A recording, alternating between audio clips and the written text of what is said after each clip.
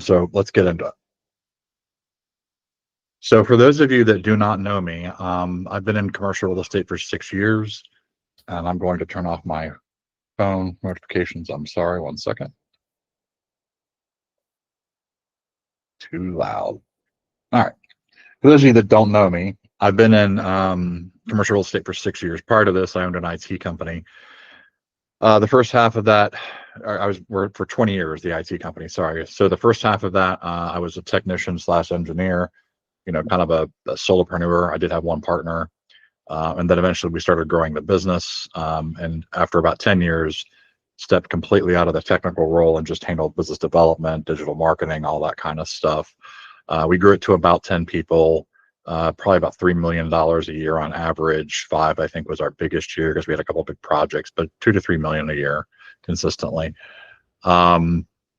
Big change for me because I went from having, getting a couple $100,000 a month in managed services contract income, which obviously wasn't take home for me because I got, payroll and stuff, but went from that to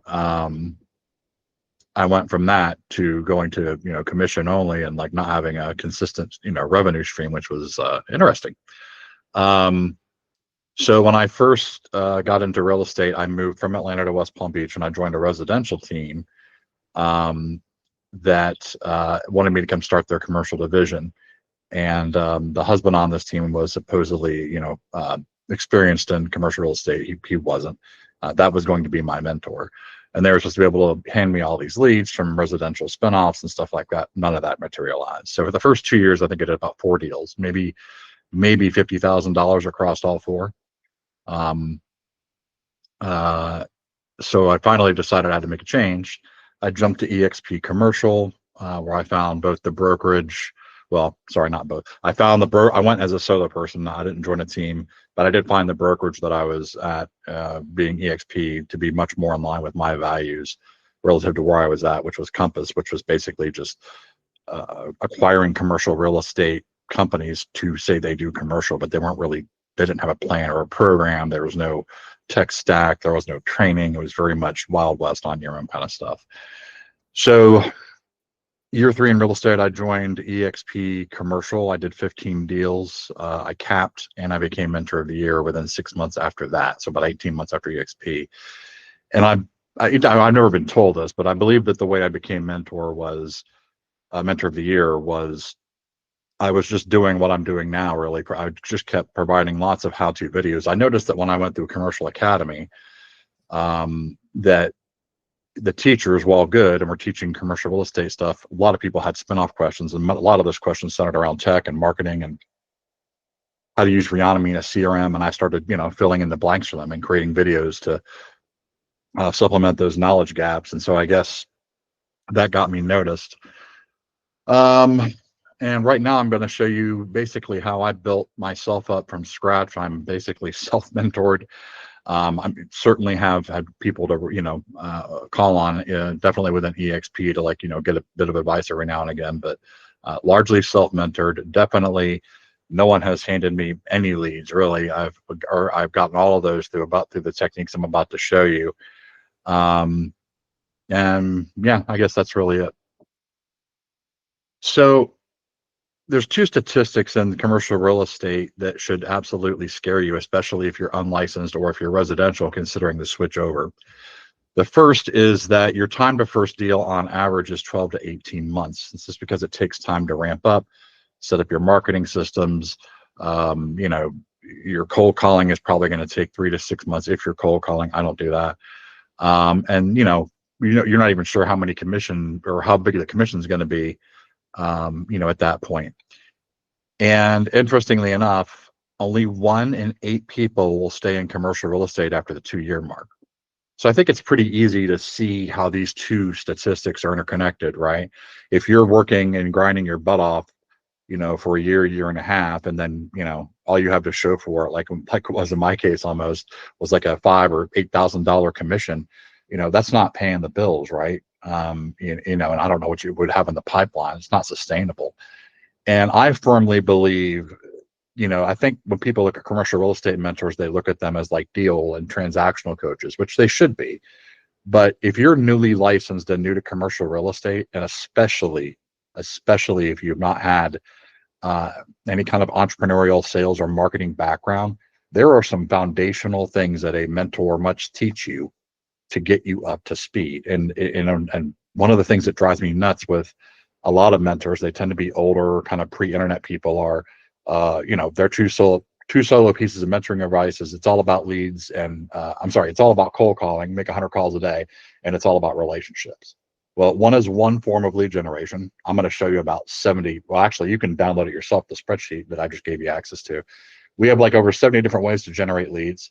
Many of them are free, not all. Um, there are multiple channels to generate leads. I don't do any cold calling, none. Sorry, that's not entirely true. My first year, I cold called for a week, and I came across generally older people in real estate. And I came across 7 family members who were answering the phone on behalf of the owner because they had passed. So about as depressing as you can get. I said, this is not going to work for me. So I decided to, look at other channels and fall back on the skills that I had built building my IT company. So actually, and I'm gonna move this because this is outdated because we had a lot of late enrollment. So I'm gonna pull this over here. Hang on one second. So this is the stats that were on the PowerPoint were like with just, I think, 11 or 16 people registered. This is everybody. So I just want to take a look at this quick. So yeah, surprising amount of brokers in here. I assume that people that answer licensed broker, you truly have a broker license and you're not, you know the difference, and you're not interchangeably, because in commercial we tend to kind of interchange agent with broker. So I'm assuming that's the case. We have somebody in here who's unlicensed. Is that person here? If you're unlicensed, I mean, I can find out in a minute, but that's okay. I was just curious. We've got a pretty diverse range of people in terms of um, experience. I mean, it looks like the brunt of it's 3 years and under. Looks like we have a couple of veterans in here. Wow. So the majority of you have been through at least 2 brokers. Interesting. And the majority of you are 3 years or less in the industry. Got it. Okay. And the majority of you are generalists. Super interesting.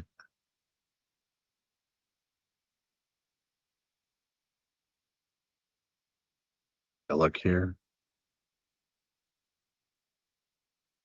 I'm going to guess most of you are with EXP, given that you answered 20%. Yeah. Oh, we got a couple team leaders, it looks like.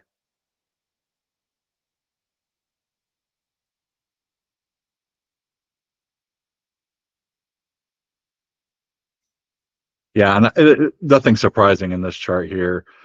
The 2 biggest things that you have to do as a commercial real estate agent are fundamentally get leads, close leads, right? So it's this and this. So I'm fully aware that these are going to be the 2 most important sessions to you, which is why we're doing them first.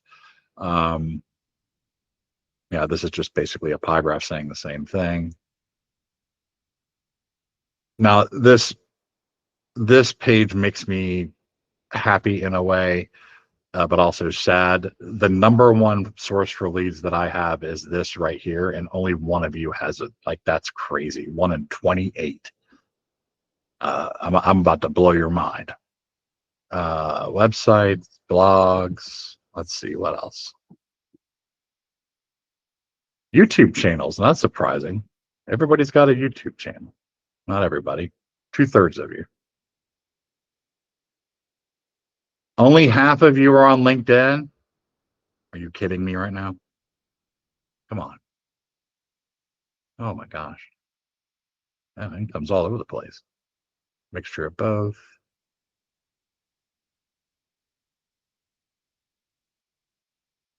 Okay, and majority of the audience. Does anybody know why I asked this question? Anybody want to guess?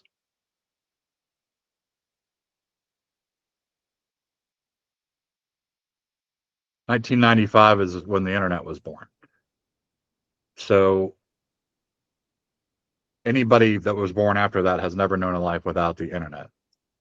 This also, I have a theory that's not necessarily fully, vetted, but a lot of the old school agents I was telling you about that are mentors that advise cold calling and stuff generally are born pre 1995. So I was just curious to see who all was in the room. Gender, that pretty much actually this doesn't quite match with industry standards. You would think there would be less women in the room. Incidentally, if you're a African American female, you only make up something like 4% of all commercial real estate agents. So you guys are particularly special. I have several of y'all on my team. You already got that covered. Yeah. Now I asked the marital status question because whenever I'm interviewing a mentee or a potential team applicant, I always ask if they're married, and it might sound like a creepy question, but it's with good intentions. I need to know like what their financial situation is, what their runway is, if the partner has a good job, that, I want to make sure that the mentee is not going to like have to just quit all of a sudden while we're doing all this work because of some financial element, that there's savings in the bank or that there's a spouse that's working that has a good job and good income, stuff like that. So that's why I asked that, just in case you're wondering. So yeah, interesting. So I've already said this, we're not going to beat this up, but the bottom line is the difference between a good mentor and a bad mentor is the bad mentor is generally kind of myopic. Says, here's a cold call list, call 100 calls, and remember, it's all about relationships, which is the worthless advice. It's like saying business is all about repeat customers, which obviously that's not worthless advice, but it's redundant. It should be common sense. So in that regard, it's not helpful, at least in my opinion. My thing is, let's set up all of these different funnels. By the way, we don't even have cold calling in this list, which you could add. We don't have networking, like physical in real life networking in this list, which you can add. And if you're looking at the spreadsheet, you'll notice that there are even more. There's billboard advertising, bus stop advertising, television, radio advertising, all kinds of different things you can do. But what we're going to focus on are things that are either very cheap or free, because I understand that as a new agent, you have a budget, right? And we're only going to focus on 3 core big things. But a lot of the other things that are like on the spreadsheet, you can apply a lot of these principles to, like, especially in the case of content marketing and the advertisements you create and stuff like that. Okay. So the formula for growing any business is this. And I've just plugged in some example numbers, right? So if you know that for every 100 leads, you close 20%. Now there's different kinds of conversion. There's, I break conversion up into 3 steps. There's selling a meeting. So if you're cold calling, for example, you're not there to sell real estate. You are there to sell a meeting. Then when you go to the meeting, you're there to sell an agreement. Why list with you, right? Or whatever. Or why sign a buyer rep agreement? Then once that happens, then you're responsible for selling real estate, which even then you really don't do technically, because you're a broker, right? You don't own the product that you're selling, but you get the point. This 20% obviously is in reference to closed transaction. It's not the first 2 types of conversion. So just following the math here, right? 100 leads, I know my conversion rate's 20% because I have a CRM, hint, hint. And I know that's going to yield 20 transactions. On average, I do about 10,000 in GCI because I'm doing leasing or whatever. Great. And so I made about $200,000 a year using this math. Is everybody following so far? Everybody, any questions at this point? Yeah. Okay, go ahead. Oh, you're fine, T. I know you should know this as a business broker. Now this is my gross commission income. Now this number I put in here, I put in a percentage.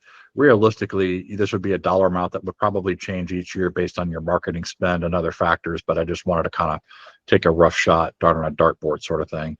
So less my operating expenses, which could be considerably lower than this, I'm netting 134 grand, right? And this would be your monthly broker fees to EXP, 6,000 a year, call it another 5 to 10,000 a year in tech tools or whatever.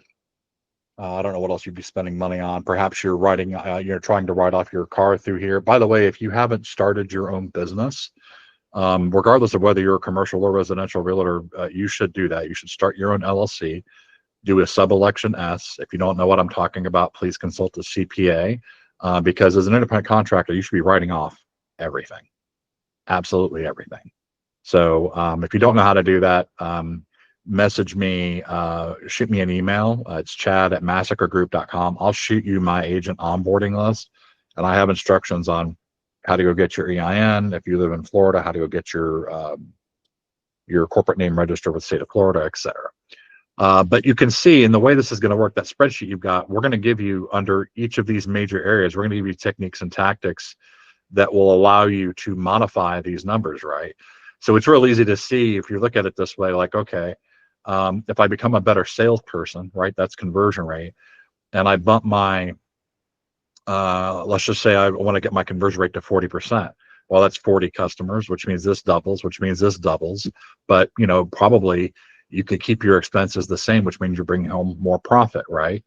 You know, at the end of the day, there's going to be some tips and tricks here that are like, hey, instead of spending this on that, spend this. But this is going to be probably the least exciting area, right? Because these are the areas that are really going to, you know, you can only cut your expenses down so far, but you can always outsell yourself out of a situation, right? Whenever my wife or I are contemplating a big expense, we're like, should we do it? I'm like, yeah, it's only money. You can always make more, right? So yeah. This is just kind of more of an extrapolation. The star is here to make you realize that this is what we're discussing today. When you are doing the marketing that I'm showing you, the goal of all marketing is to create way more leads than you can handle, which may not make sense at first, but let me explain why that's important. You want more leads than you can handle for two reasons. One, it allows you to cherry pick the best opportunities and, you know, work on the highest grossing commission deals, right? The other downstream benefit of this is that you can start giving out those lesser deals. You can form a team and start giving out those lesser deals to hungry new licensed agents, right? If you're going to start a team, which I would argue that you should, because the difference between owning a job, as in being a solo agent, and owning a business, being a team leader, if you do it right, is massive. If you own a business, the business runs without you while you're gone, right?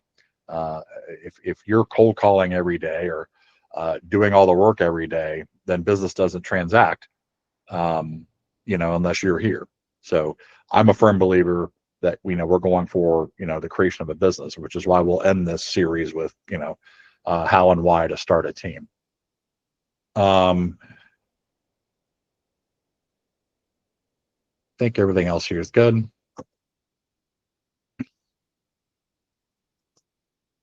I just wanted to add this slide. If you've never read this book, I kind of want to give this as a preview. I'd recommend getting this on Audible or reading this book. It's one of the most influential books on business I've ever read.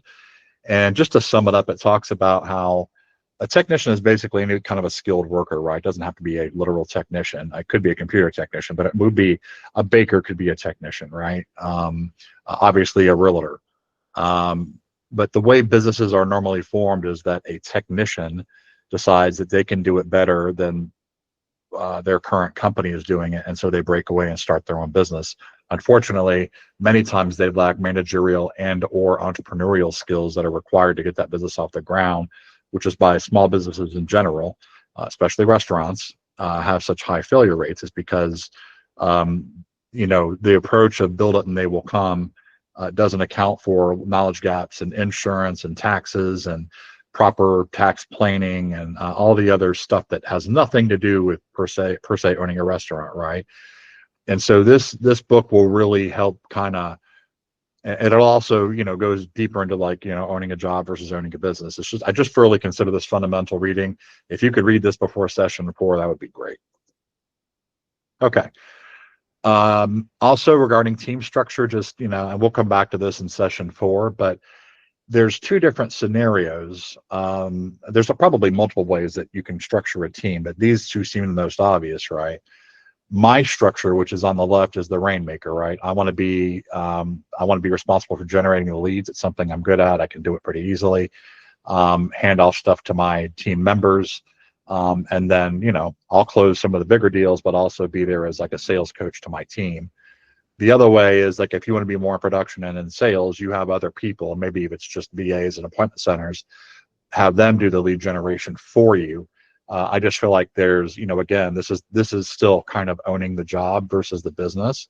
With this model, I can walk away from this for a month at a time, which I'm probably going to do in December when I go to Uruguay, and know that my business is running fine. All right. So everybody should have been emailed this link. You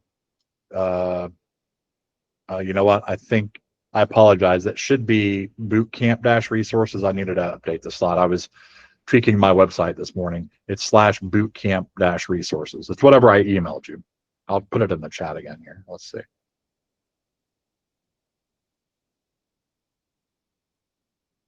Yeah, bootcamp resources. The password is still the same, Transform 2026. Quick note, if anybody in here has a full-time job and you're not doing real estate full-time, specifically commercial real estate, you have to implement what I'm showing you. If you're relying solely on cold calling, you will burn out before the 12 to 18 month mark when you get the first deal. I will guarantee it. The marketing I'm about to show you is stuff that you can set on autopilot. Yes, there's a lot of heavy lifting up front, but once you set the systems up, they're there. What I'm going to show you is going to generate leads for you in the background while you sleep, while you work, while you're doing things with your kids, all that other stuff. So if you're somebody who has a full-time job, pay close attention to what I'm showing you, because this is how you exit the rat race and go full-time as an agent, right? And how do you know when you're ready to go full-time as an agent? It's pretty simple math. Number one, you got to replace your income, right? So calculate, your net commissions after broker split. If you're making 100, if you're making 100,000 a year, then you need to pull 120 in commissions, right? Because that's, the broker split's going to take 100 down to 80. So you need 120 in GCI to replace your income, but that's not good enough. I don't want you to maybe you go get a deal and you make that in one deal, right? But then you have nothing in the pipeline. Well, you're not going to, that's not good. So you also want to make sure that you have 2 to 3 times that amount of revenue in late stage opportunities that are in late stage. So you want to, if you're looking down at the example below, right? Like this is just my leasing pipeline. I've got in showings $237,000 worth of potential commission income, right? So that's pretty decent. I can go out and be full time, right? You don't have to have 237,000. You just need to have 2 to 3 times whatever your income is. So if that makes sense. All right, now we're going to get into the part that everybody's here for. What did I say on this line? Oh, for whatever reason, sometimes the what I'm going to keep calling them the long in the tooth mentors will tell you that marketing doesn't work. I've had arguments with people in workplace, which is the old Slack, tell me that they couldn't get leads on LinkedIn, or that you can't get leads on LinkedIn, and I'm like, I do. Marketing comes down to a lot of things. It's about doing things right. It's about messaging. It's about context. It's about being in front of the right audience, right? Like, I'm shocked that there are more of you that are on Instagram than are LinkedIn, but I also think that's probably a reflection of the age demographic. But if you're younger and you don't have a LinkedIn profile, or don't have one fleshed out, I kind of suggest and arguably demand that you do that. Commercial real estate's owned by middle-aged to old people, and that's where they are. You have to go where the audience is, right? It's not about you and looking cool on Instagram and showing you, stepping out of buildings and showing up and showing out. I'm looking at you, Taylor. But yeah, you get the point here. Sorry, but there's things that we can do. You obviously need to do A/B testing. I see a lot of marketing that doesn't have a call to action. Obviously, the medium matters. I don't know anybody making money, posting stuff to Pinterest, for example. You get the point. So these 3 things are the core of how I generate leads. Okay, Google My Business, hands down, is the #1 performer, and I'll go into that in a minute. And the way this works, and I didn't actually intentionally design it this way, it kind of happened organically. But what happens with Google My Business is the majority of your calls that you're going to get on this are people that are tenants or buyers. I'd probably say 66% tenants, call it 25% buyers, and then the rest might be like listing related. Because people that own properties are probably getting beat up by commercial real estate agents all the time through SMS campaigns or phone calls or stuff. And they already have a relationship with a real estate agent. So they don't necessarily usually need to go online and be like, oh, I need a commercial real estate agent near me to list my property. It's not like residential where, you know, a lot of residential clients, you know, lose contact with their agent after 5 years, and then they don't have that relationship unless that agent's particularly good. And so they're like, all right, I got to find a new one. Anyways, so you're generating a lot of tenants and buyers with Google My Business. When you have that, then that gives you the ability, and you don't have to wait for that, but what we're going to talk about is ways to get people to respond to SMS marketing campaigns. When I have a buyer or a tenant and I want to go for say, for example, an off-market property, now I have something real to leverage against that potential opportunity. What I see a lot of realtors, commercial real estate agents screwing up is when they do outreach, you know, the call or the text goes something like this: hi, my name's Chad and I can do commercial real estate. Want to sell your property? You know, look, anybody can buy lists off Reonomy, CoStar. You don't think they're getting that call or that text, excuse me, at least a couple times a day.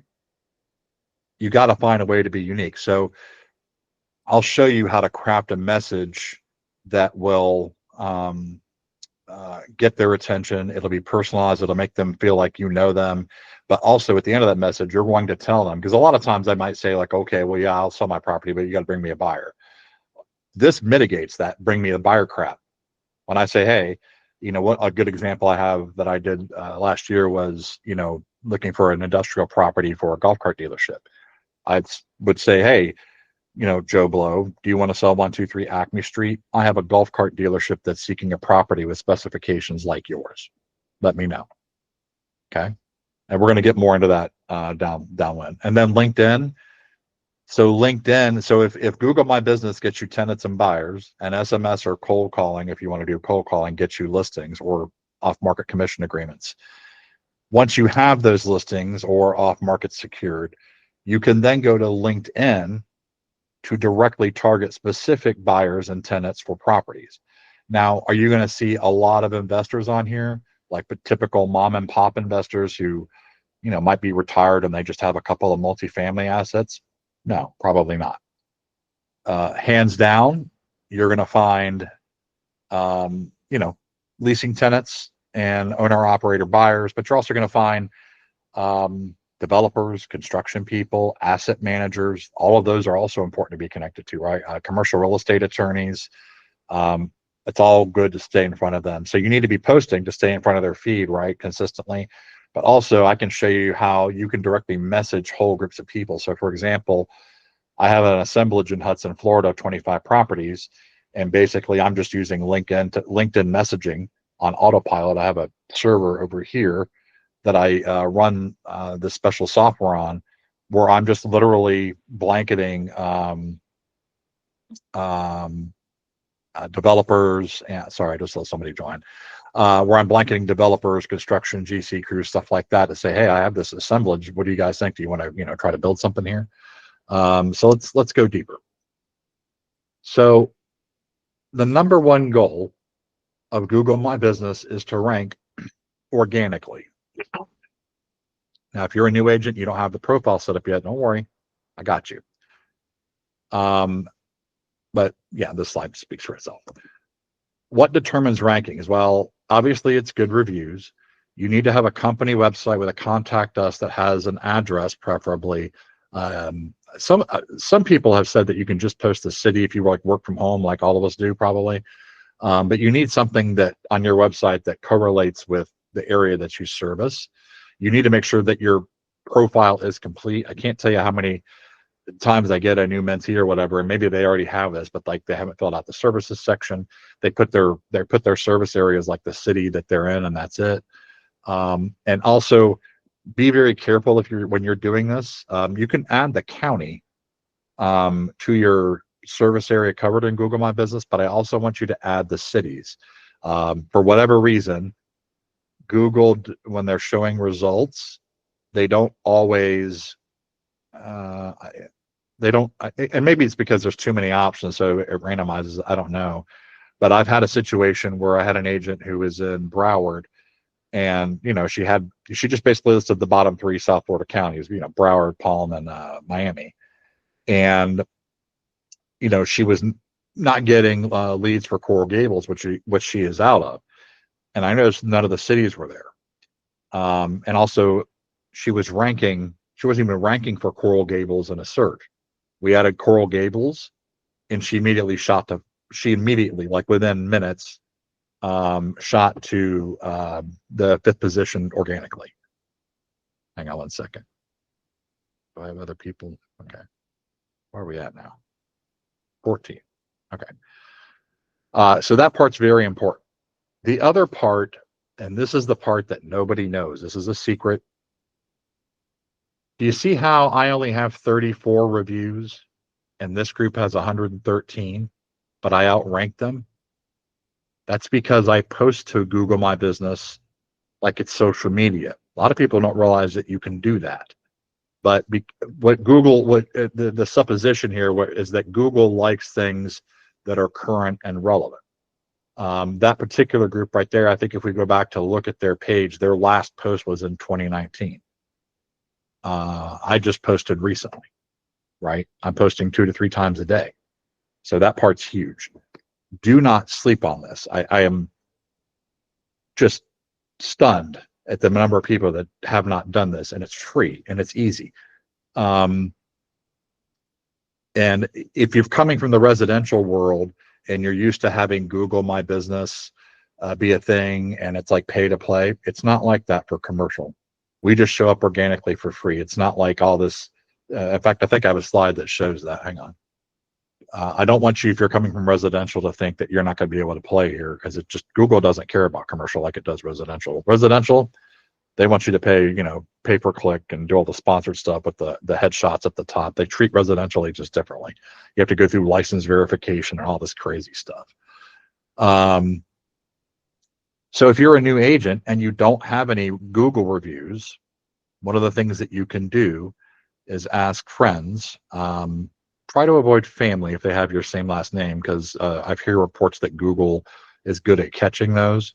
But find friends, find ex-bosses, co-workers, whatever, and have them write a review for you that is based on your professionalism, work ethic. They don't have to lie about that they've done a commercial real estate deal with you, but they can just attest to your some other good qualities about you as it relates to being in business, right? I think probably 15 of my reviews are this. This is how I started getting ranked a few years ago. It was during the pandemic.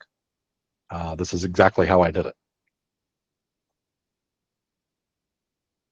How to post to Google My Business. There are 2 ways to do it. The first is if you just go to your Google My Business page, you can click the post button and then create the post. There's like different kinds of posts. You can post whatever you want.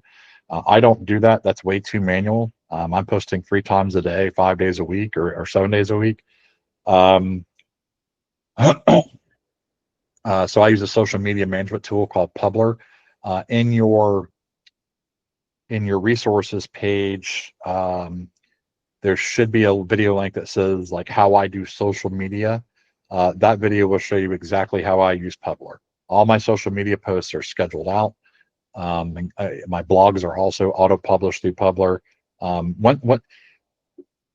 If you're a new agent, if you start doing all the stuff I show you, it's a lot of heavy lifting and setting up systems in the front end. But once you're done, you can literally get your marketing time down to 1 to 2 hours a month. That's it. I probably only do 1 to 2 hours every 2 to 3 months. That's it. Automation is the key.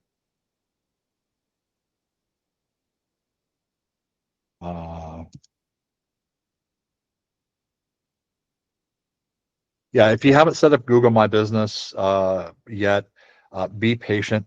I'm told that it can be a challenging process now. It was a lot easier when I started mine, but they have all kinds of ways that they want to verify you now. Like they want to see you If you're posting an address, they want to see you in the office building with your business name on the directory or something like that. Or if you're working from home, they want to see like street signs on the street that you're on to prove that you actually live at that address, even if you're not posting your home address, which is an option, by the way. I think Google My Business will say like, hey, what address are you working out of? And you'll be forced to tell it that. But if you set your thing from my work from home, it just won't show your address in the listing. If that makes sense. We have a relationship with Regis, EXP does. So I just use the Regis downtown West Palm Beach office as my address. But you'll probably get some pushback from Google talking about, you need to verify this or blah, blah, blah, blah, blah. Just go through the steps and keep plugging away at it until you get it. Might take you a week or two for them to fully approve you. But then once you got it, you got it. And I already talked about this, be glad that you're a commercial agent, because if you were residential, ranking organically wouldn't matter because there's so many sponsored listings that are at the top of the page above the fold that it's not really going to matter. So, oh, this part's huge. 1 second here. If you have a CRM, sorry, let me change that. When you get your CRM, or if you have one, you need to add this as a stage to your pipeline. And I just noticed review is misspelled. That's great. I'll fix that. But I'll just really quickly, we're going to go over CRMs and structure and pipeline, all that next week. But just so you know how my CRM is set up, at the top, that stage is always what I'm waiting on. So items in the LOI offer stage mean that I'm waiting. It means we've probably done showings, and now I'm waiting on the client to tell me what kind of offer they want to make. Maybe I've already given them the offer document, like a contract or an LOI, and they haven't signed it. The bottom line is I'm waiting for some kind of offer to submit. Once I have an offer and I've submitted it to the client, then I go to acceptance, where I'm obviously waiting on the other side to accept the offer. So basically the bottom line is whatever the opportunity is in the column, that means that's what I'm waiting on to happen, right? So in the case of let's say like when I close, actually Howard's already closed down below, but when I close Howard in the commission payment area, when I get the final payment, I'm going to move that over to the Google My Business request, and then I'm going to shoot him a canned text message and email saying, hey, thanks for doing business with me. Would you mind giving me a review? Once he's done that, then I mark the opportunity as one and move it out of the pipeline. If he doesn't do it, I'll send him 1 or 2 reminders. Maybe I'll call him and be like, hey, did you get my request? Was there anything wrong with my service? No, usually it's no, I just forgot, or I don't have time. Can you write it for me? Sure. Yeah, all that. Copy paste, whatever, but this needs to be a part of your processes. Okay. All right. So now we're getting into SMS campaigns, or you could also apply some of these principles to cold calling. So SMS campaigns rely on you having access to some kind of data. You can have it from a Reonomy. Most of my data comes from, I have about 20,000 records in my CRM. You can also export data from CoStar. With CoStar, it's unclear whether or not all of the numbers that you can export are mobile numbers. I'm still playing with that. And you cannot export email addresses from CoStar, just so you know. So you're kind of stuck with SMS. When you pull these numbers out, you need to run all the numbers against the Federal Trade Commission's do not call list, and not text or call anyone that's on that list. For those of you in XP, we already have a tool for that. When you log into your Okta dashboard, it's like on the right, maybe 2 down. If you're outside of EXP, I'm sure that your broker probably has a tool for you. You just need to get with them. At that point, you want to import your do not contact contacts into your CRM, and then you can begin your SMS campaign or cold calling if you so choose, or both.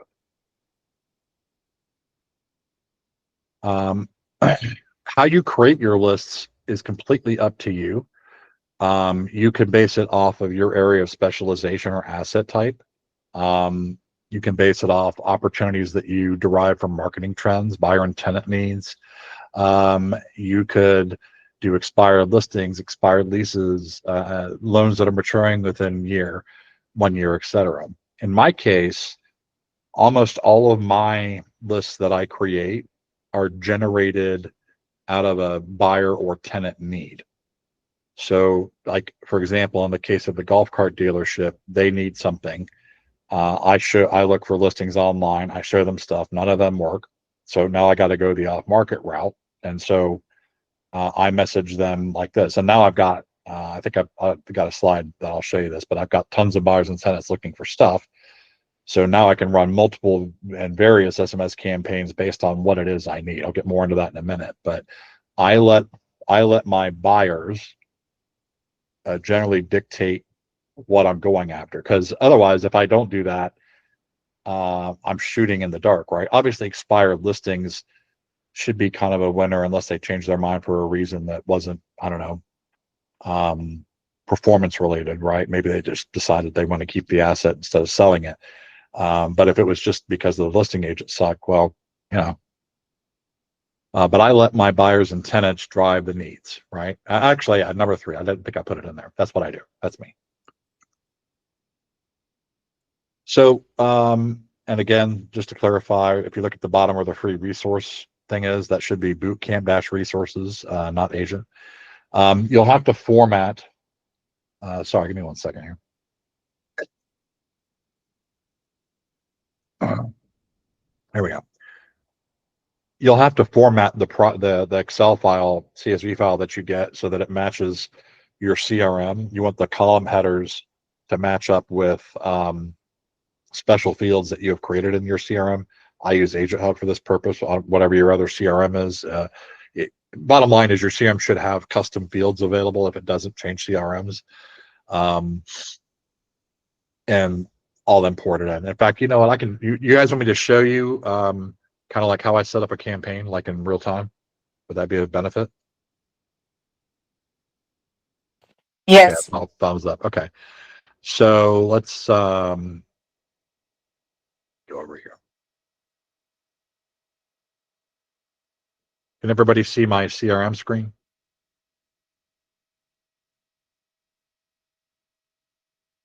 I'll take that as a yes. So let's, in the case of the industrial site that I need for my golf cart client, here's what I'm going to do. As you can see, I got about 22,000 connections in my database. So I need to filter this down. So because I have special fields, these are all from Reonomy records. I'm going to go property. Type is industrial. Hit apply. Now, that's got me to 5,000 records, probably still too many. I know that he needs to be in,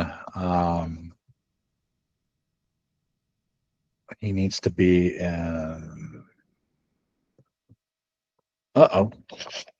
Did my power cable come out? Hang on a second, guys. Sorry.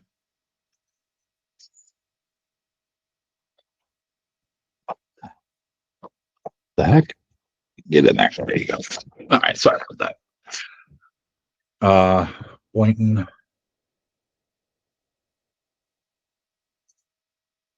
Beach. Actually, yeah, that's fine. We'll say Boynton Beach. And we'll fine. We'll leave it there. But you could also, if you wanted to, for example, say if you needed a specific size, you would go to gross building area, and you could say, hold on 1 second. Somebody needs in. Okay, welcome. You could say it's got to be greater than 5,000 square feet and less than 10,000. Okay, so, oh, wait a minute.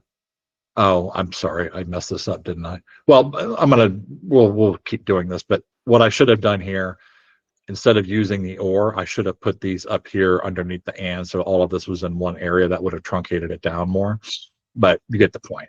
So now I've got 268 records, right?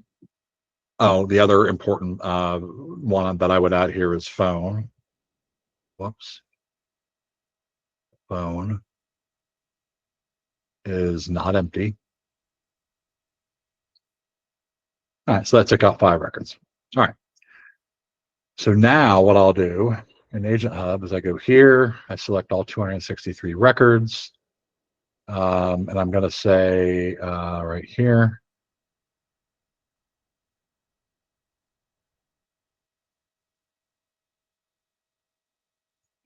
that's just trying to add something here. Hang on. There we go. Ah, come on. Why are you doing this?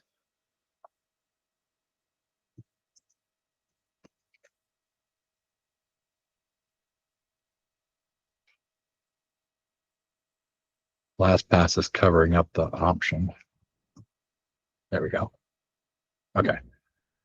We can use a pre-existing template. In this case, I don't want to do that. What I'm going to do is say, hey, contact first name.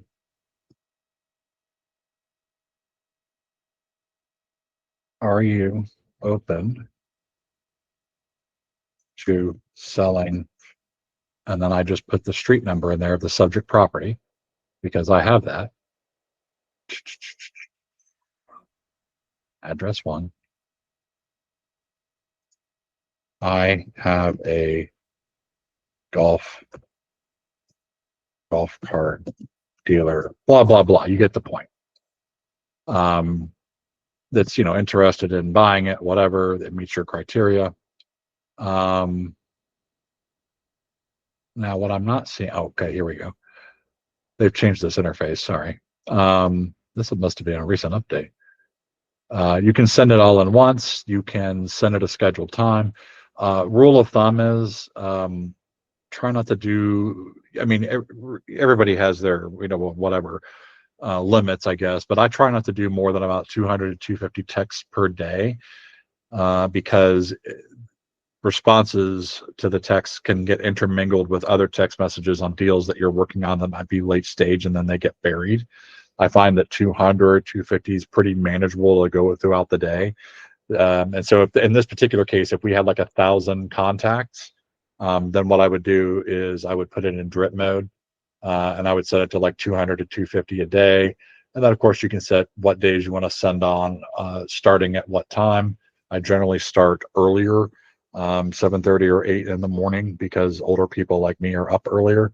And I usually end earlier, try to be, finished, no more texts after like 3 or 4. You can try whatever you want. I don't recommend texting at dinner time, but you take the risk. But yeah, that's really it. Then you would click send and it would begin automatically dripping out these text messages. And then you just wait for responses. You're going to get some stops. You're going to get some unsubscribes. You're going to get people that will arbitrarily shoot you a number. Sometimes it's serious, sometimes it's not. So when you get those, what you do is you go look up comps to see if their numbers within the realm of reality.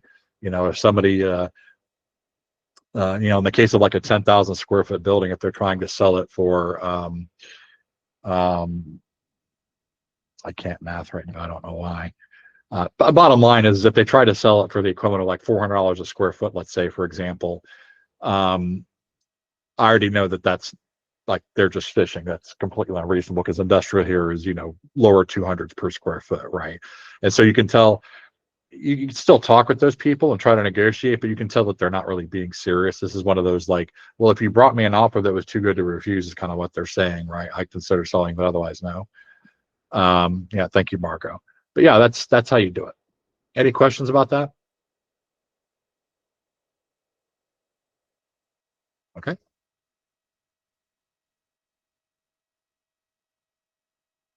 SMS campaigns should always be personalized and offer something of value.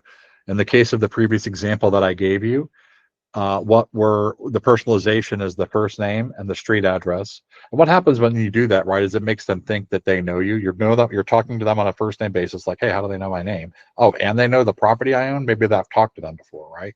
Maybe I lost their number. A little Jedi mind trick. And then you're adding that I have a buyer at the end, so you're providing something of value potentially if they're interested in selling. You're also immediately more than likely overcoming an objection that they usually get, saying, hey, I get this call, or in their mind, what they hear when somebody reaches out and says, hey, do you want to sell your property? They're like, well, yeah, if you already have a buyer, but otherwise I'm not signing an agreement. I don't need to list it, right? Well, in this case, it's like, look, I already have a buyer. You don't need to tell me, like, bring me a buyer. Here's the buyer. I have it, right? So very important. I think I went out of order there, but you get the point.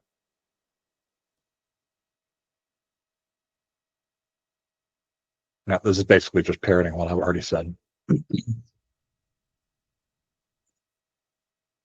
This is the list I was telling you about. So if I'm going after assets particularly for investors, like family offices are a great example, or like doctors that are, investing. I've got a doctor that wants to, buy multifamily properties, right? I get, this is another way I overcome the bring me a buyer. And I'm like, I'll bring you 20, I'll bring you 50. Here's my spreadsheet. And I don't give them the names, but I give them the initials. I give them what kind of investor they are, the type of assets they're going after, any specific details about the properties they're looking at, and be like, hey, look, like, basically I'm saying I'm serious. This isn't like me fishing. I'm working on behalf of my buyer. Either you're interested in selling or not. Clearly I've got, enough buyers, and, got to be careful how you play this, but I will tend to kind of come back across to them when I'm communicating them with a little bit of arrogance, to be like, look, if you don't want to sell, that's great, but don't sit here and tell me, like, bring a buyer or whatever. I've got the buyers. Like, either you're truly interested in selling or not, but we don't need to play these games. And they're either going to hang up, right, or they're going to be like, all right, well, let's have a talk. Okay. I'm continually stunned how underutilized this is. Well, that might be because only half of you have LinkedIn profiles. So crazy.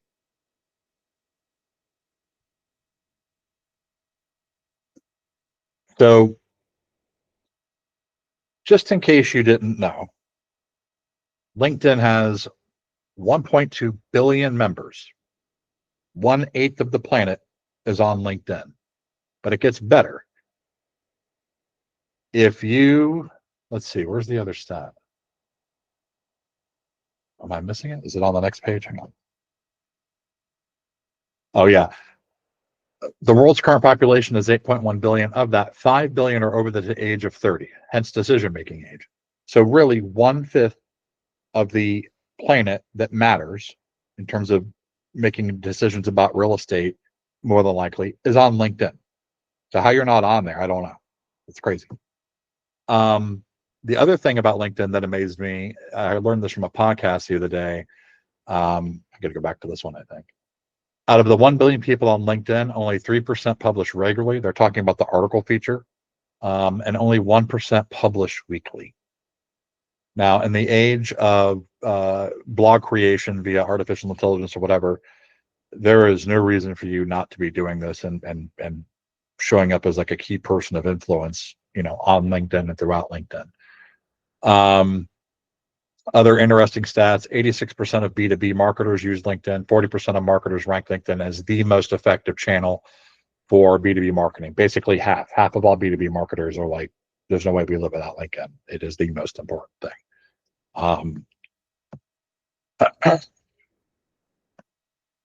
So there's two ways to get leads from LinkedIn.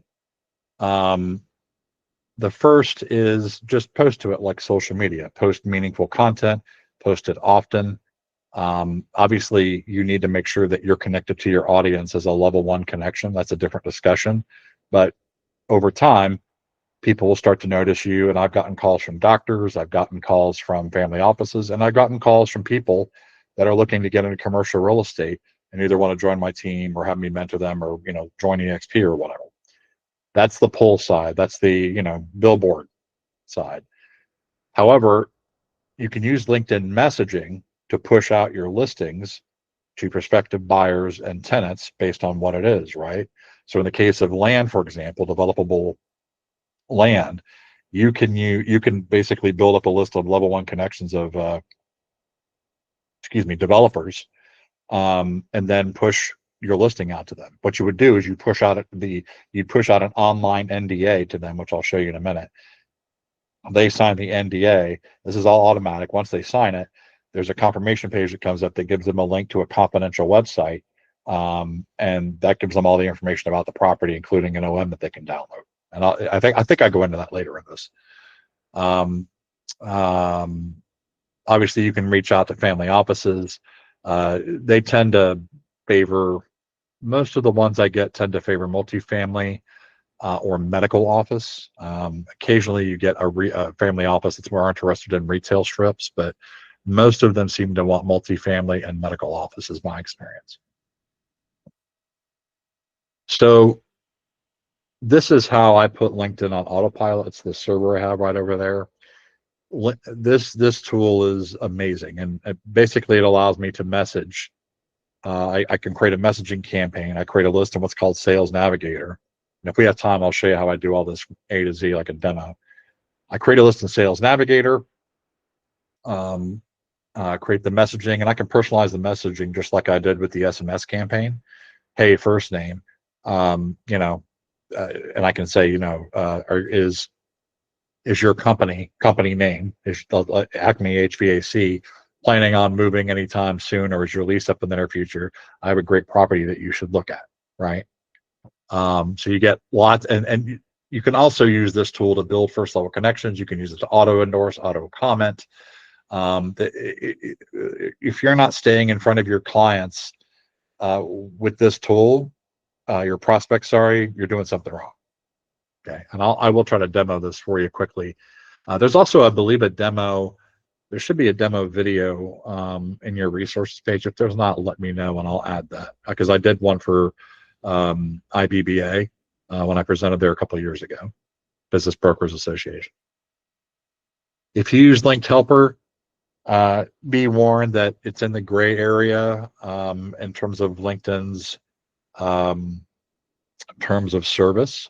You have been warned. If you abuse it or whatever and don't follow the best practices that are prescribed by Linked Helper, LinkedIn could shut your account down temporarily or permanently. So you have been warned. Don't come, crying to me that you use Linked Helper and I got your account shut down. I'm going to go back and I'm going to show you this slide, and then I'm going to hang up on you. Okay.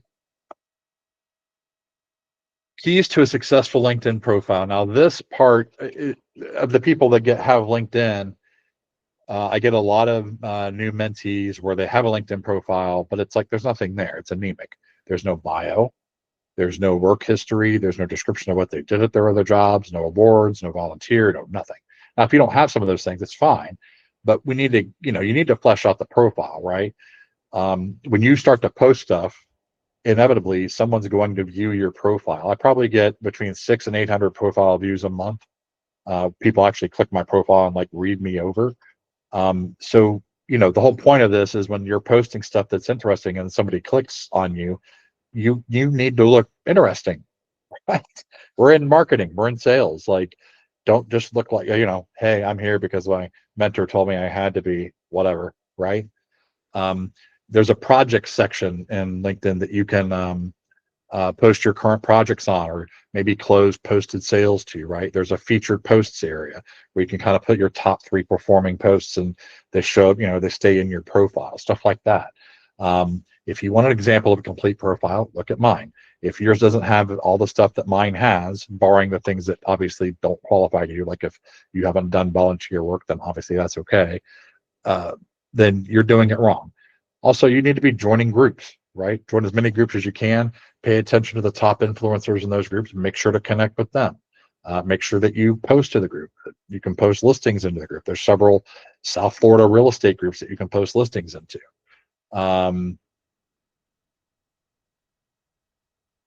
Oh yeah, and the last part, whenever you're marketing, especially when you're doing the messaging marketing on LinkedIn, I want you to move all of that correspondence outside of LinkedIn and into your CRM. Unless you're just really good at managing multiple inboxes. I'm not. I'm very much asymmetric on LinkedIn. I'm like, I want to tell you something, and then if you want to talk, we're going to change the channel to my channel. You need to bring it into your SMS or bring it into your email, preferably whatever your CRM is interconnected with. So in my case, I have a phone number tied to my CRM, so I text through my CRM on that number. That's my work number, and obviously my email is integrated with my CRM. But you always want to move the conversation to the CRM.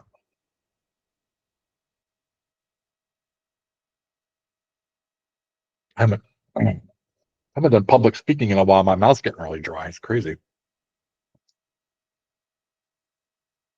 Um, yeah, this is just saying like, hey, once you get a listing, you can use LinkedIn Sales Navigator to specifically target buyers or tenants for that property.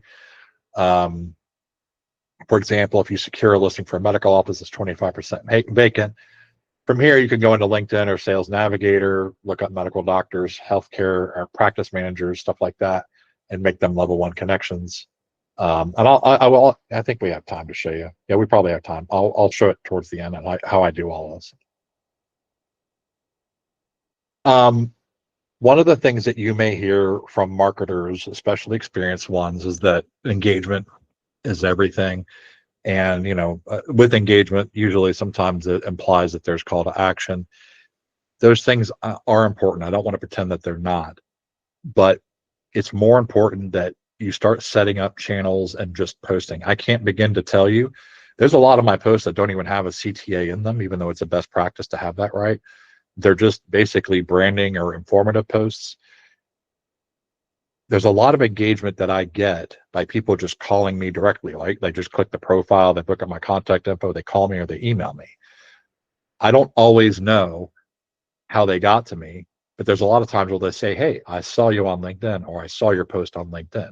I can't go into LinkedIn's back end and see that engagement. It's not something that I can measure, right? And so it's just more important that you're there and that you're posting consistently, and that simultaneously, especially if you're short on these, you have as many relevant L1 level 1 connections, first level connections as you can, right? All of this is intertwined so that people are seeing you post, seeing you do important stuff, all that sort of thing.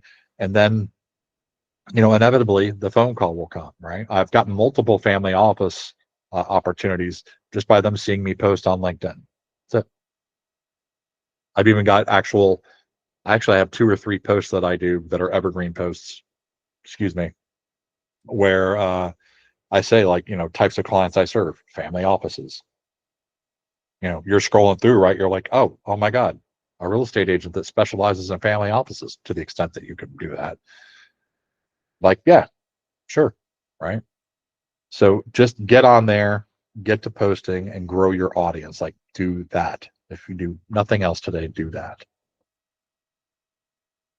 Other social platforms, here's the thing. If you're using something like Publer, you can post to as many platforms as you want. Add Facebook to the mix. I don't do Facebook anymore, but you can add Facebook to the mix. You could add Pinterest if you wanted to. I don't know why, but sure, go nuts.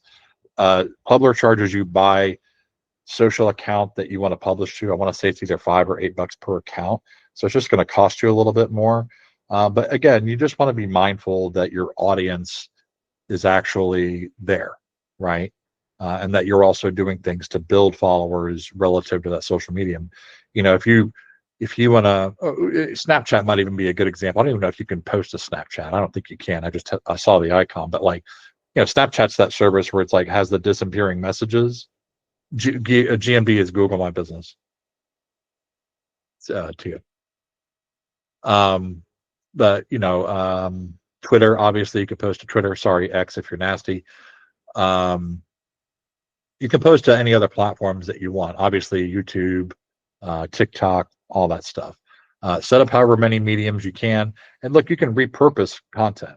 I have about 300 to 400 posts, what I call evergreen posts, that I just cycle through, which is how I'm able to post as much as 3 to 5 times a day, because when I schedule my stuff out, I'll load all those posts up and I'll be posting for 2 months before I have to reload everything. Taylor says you can post to Snapchat, it's just a younger demographic. Yeah. Oh, if that demographic owns real estate, or if they're leasing, then go nuts. Just make sure you do the research that your audience is there. Which reminds me, I want to make sure I haven't missed the other chat stuff here. Let's see. No, it doesn't look like it. Okay.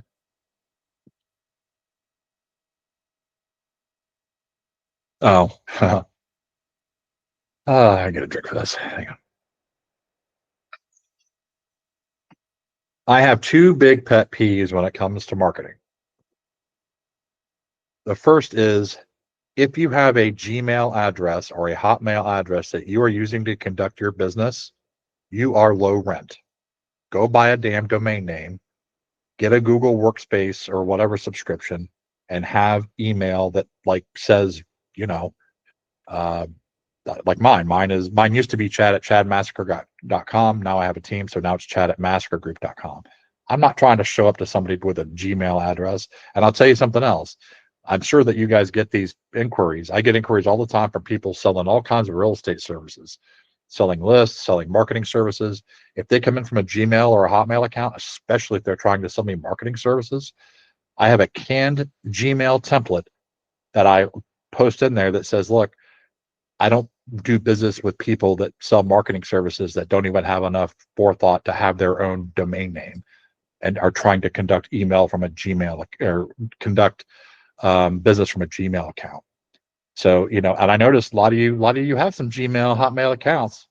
Better fix it. That's just low rent, man. Amateur hour. All right.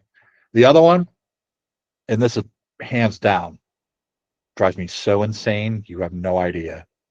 Hi, I'm Chad. I'm the most reliable, most dependable real estate agent you've ever met in your life, most trustworthy. As opposed to what? You see people going on Google saying, hey, I'm looking for a realtor who is only moderately dependable and has low trustworthiness. Nobody's looking for that. So you're basically saying the same thing. You're saying what should already be expected of you as per your realtor code of ethics, as what should be in your personal code of ethics, right? These are all common sense things that should be understood. I should be able to take for granted as a customer that you are reliable, dependable, and trustworthy, and all that other stuff. Quit saying this crap, because your competitors can say it too. It's not a differentiator. It doesn't make you unique. It just makes you look like everybody else. And that's a problem. Yeah, here, this is just me kind of going off on it again, right?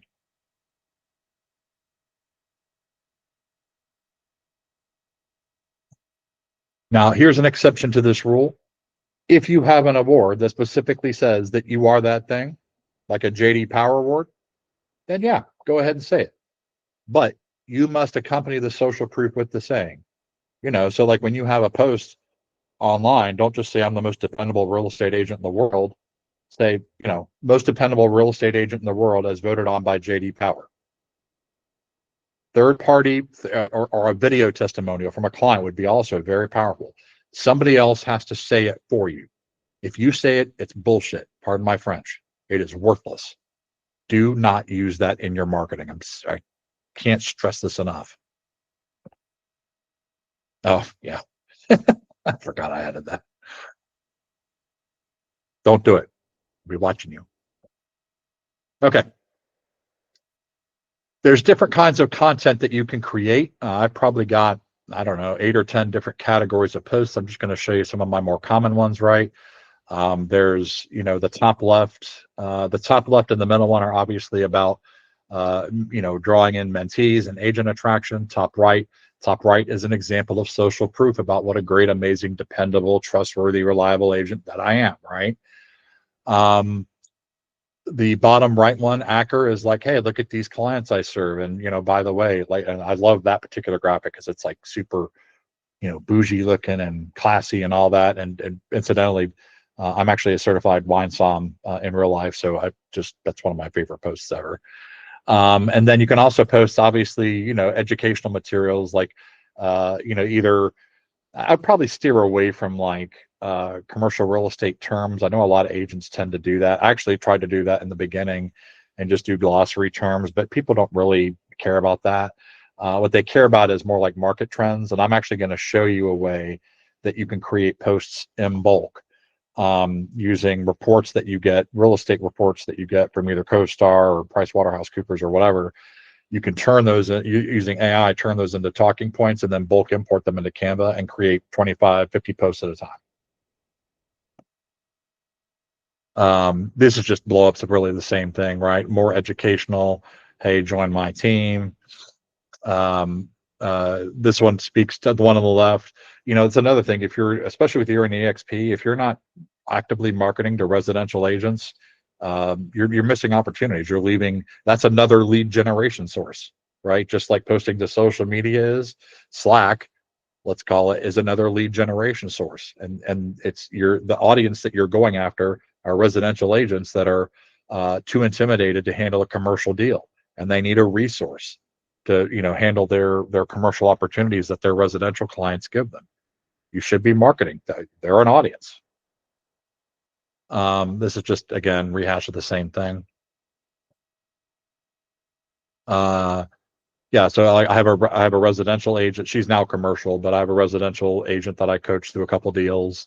Fallon here is actually a graduated mentee. She just finished, so yay to her. But yeah. Again, want to reiterate that the link there is wrong. It's /bootcamp resources, bootcamp resources, not agent. But this is basically showing, and I can probably show you guys potentially how to do this too if we have time. Let's see. We don't have a lot of time. If anybody wants to stay later, I'm happy to show you how to do this. But bottom line is, this is like the AI thing that I was talking about. So basically, you use AI to create bullet points, which are these, in a CSV spreadsheet. You'll then go to Canva. You'll make a post template of some kind that looks classy and nice, whatever. And then you're going to use bulk create to import the text messages. And then it's just going to basically create one post per line with that text. That's it. You just made 20, 50, however many posts in minutes. And this is how you get to having hundreds of posts really quick and easily. Again, bootcamp resources. In your resources page, you should have a list of prompts that you can use to generate blogging topics or create blog posts. Also, when you blog, you should have a blog on your website, but then you should also copy that blog and post it as a LinkedIn article. Every time you blog, you also post it as an article. Preferably try to do it, and this part unfortunately is still manual. Try to do it a couple of days apart. So what I do is, because the Publer is auto-publishing my blogs whenever I write them, I'll set a reminder to republish that blog as an article on LinkedIn 2 to 3 days later. So like if I do a blog on Monday and I know that Publer is going to push it out on Monday, then I'll set a calendar reminder for, let's say, Wednesday, and then I'm just going to copy paste, add the header graphic, and put it as a LinkedIn article. By the way, that kind of stuff also affects your social selling index, which is a sales navigator thing. Probably don't have enough time to go into that now, but it helps.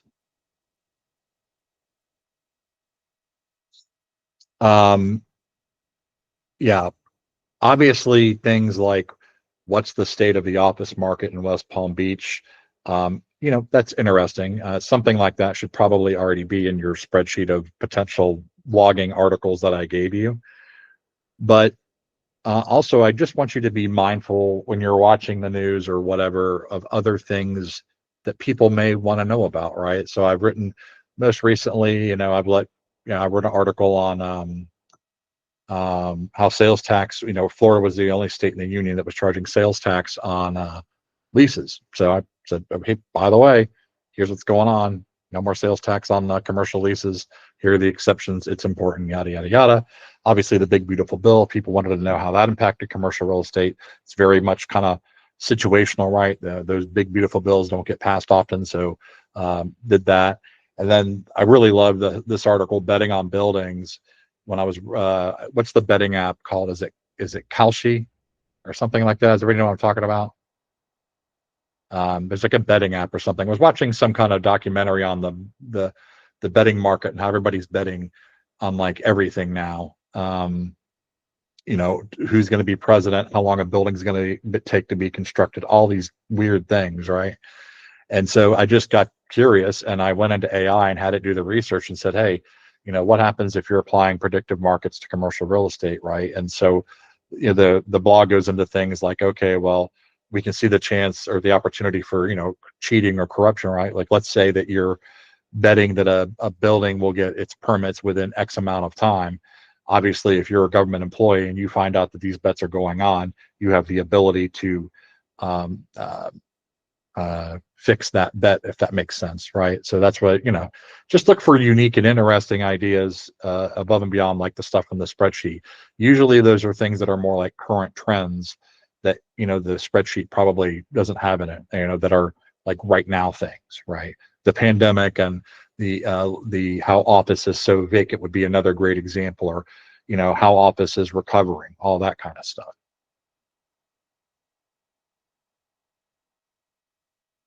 To market off markets, a lot of people don't realize that in Buildout, you can create your listing website and then just set it to private, to the private Buildout buyer network. You don't have to like, some people think like you got to keep it as proposal and then you just share the link.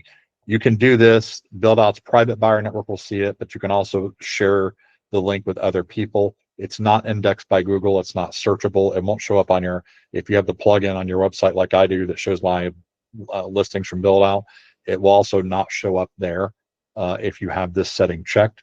So just a FYI.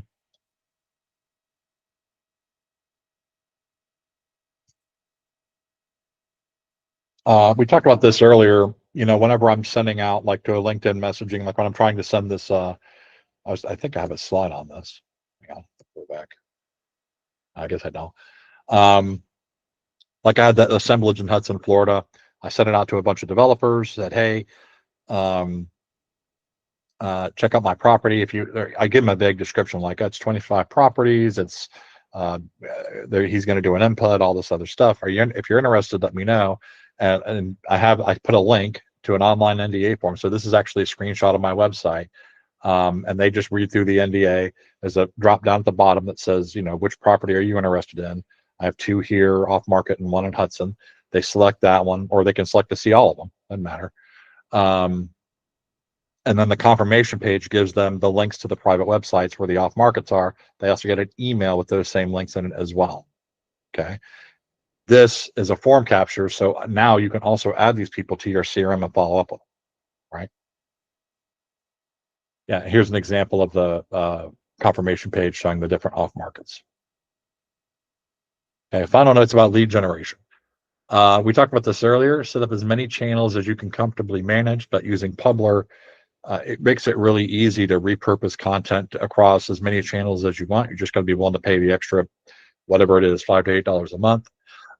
If you're doing snail mail campaigns, postcards, or whatever, the same marketing principles apply, you know, to snail mail. I would say that in snail mail, unlike social media posts, they should be very specific, very targeted, and always have a call to action. So a great example of a good postcard campaign would be if you have an industrial condo complex and you've just sold a condo, okay, and you want to basically let everybody else know in the complex that you've sold that condo, and if they're interested in selling, you could sell theirs too. So you put pictures up of the condo and the sales details and stuff like that. Put your name on there, give them a QR code. QR code is in and of itself a call to action, right? What do you do? What happens when you see a QR code? You're like, oh, pull up my phone, scan it. What do we got? And then in that particular case, like the QR code, you can have like a contact form fill page for them to fill out. Makes it super easy for them to reach out to you, stuff like that. But you know, personalization is key. Call to actions are key. I'm not really going to go into the snail mail, but if you go, I'm sure there's great YouTube videos or something where you just look up, best marketing practices for postcard campaigns or something like that. Remember that impressions are most important to you right now, especially if you don't have any of these marketing channels set up very well. I don't want you to get too fixated on engagement. But I do want you to pay attention to if you're getting phone calls or emails, and if they're saying like, hey, I saw you on whatever, LinkedIn, Instagram. I've actually gotten 2 or 3 investors off of Instagram. 2 of them are small bay industrial. I mean, it's over like 6 years, but it does happen. If you want to get followers on social media, obviously you should be using hashtags so that you show up in those hashtag searches. Especially in the case of Instagram, you should follow to get followed. You should like and comment and interact with people to get followed. And publishing LinkedIn articles is another great way to get increase your first level connections. I'm still not even doing a lot of video yet, but video is the king right now. You can do your own video. You can do AI videos using there's an AI video avatar site, starts with H, but I forgot the name of it. But now with AI, there's really no reason not to be doing more video. It's going to be my marketing focus probably for December/2026. And then starting a long form podcast. This is definitely, I've been doing a lot of research about this. If anybody has never watched it, you should go to the YouTube and look at DOAC, DOAC, Diary of a CEO. He has an amazing podcast. They're long. They're like 1.5 to 2 hours. Some are over 2 hours. He's had Matthew McConaughey on there. He's had all kind of economists, all kinds of AI, crypto people, just very forward thinking. He's had health people on there. And I just love his format. He goes very deep. And basically, I'm in the process of creating a new podcast called CRE Diaries, Commercial Real Estate Diaries, where I'm going to be interviewing not only top performing agents, but also new agents and or mentees to kind of check in with them and see what they're going on relative to the state of the industry and stuff. And I'm getting more deep into like the psychology of the agent versus we're not going to sit here and talk about, real estate. There's a million other podcasts and things you can do to, educate yourself on market trends. I don't need to cover that. I'm focusing more on agent development, right? And I want to get into the biographies of the more successful agents and kind of see what shaped them. So I'm using this as an agent attraction tool, obviously, but you come up with your own type of podcast.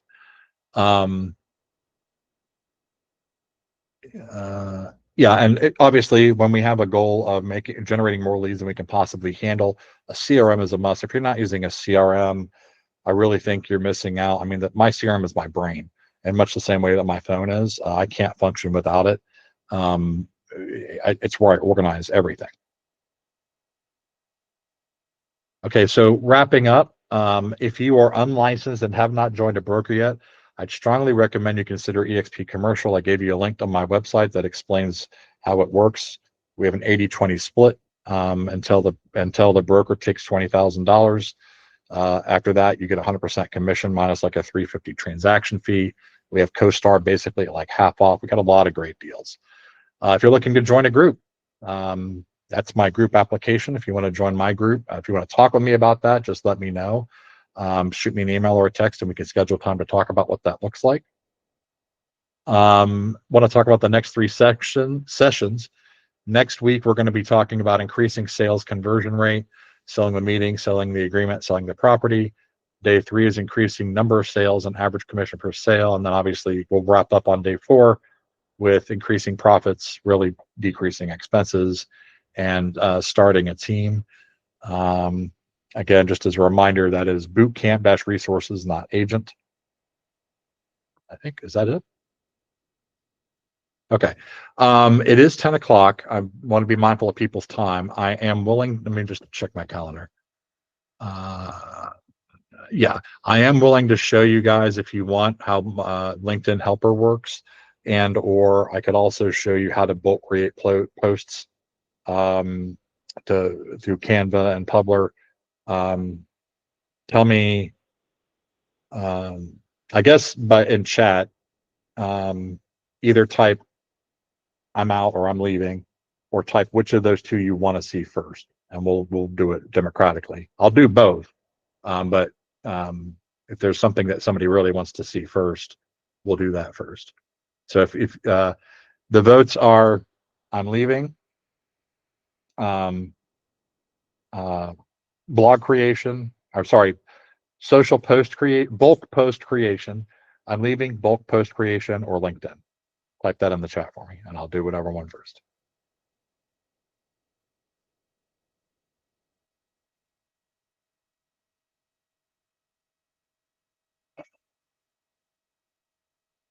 Okay.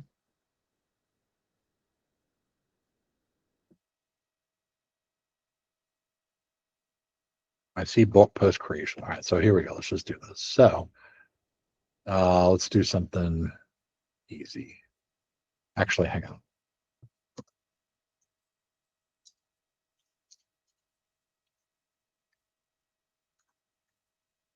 See if this is out yet. Yeah, probably not till November. This is a report I highly recommend you read. It's great. Does it every year. All right, so let's go into CoStar and grab something, I guess. Hang on one second.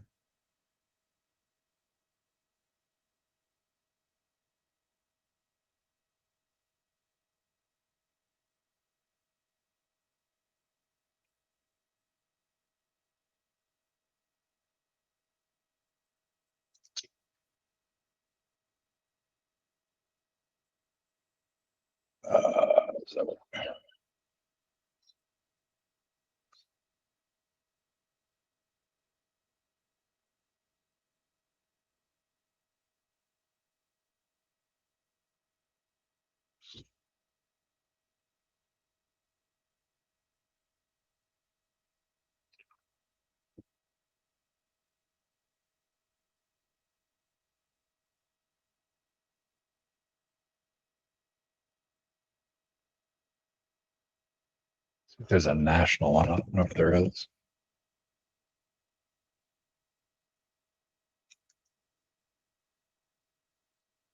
Yeah, here we go. Let's do this. This.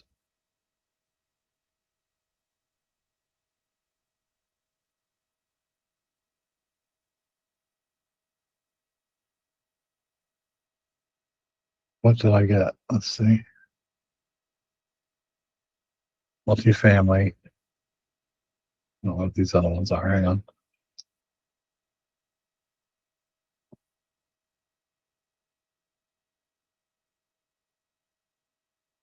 Retail.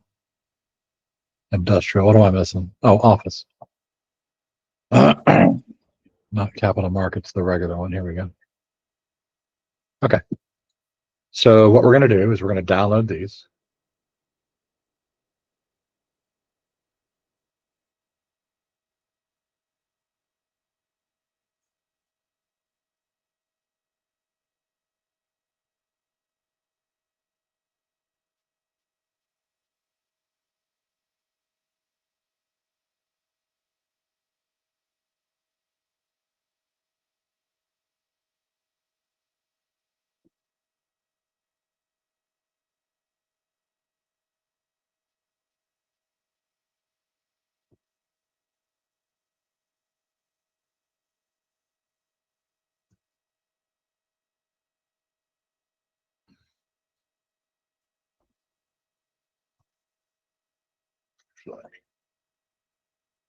Hang on. This differently.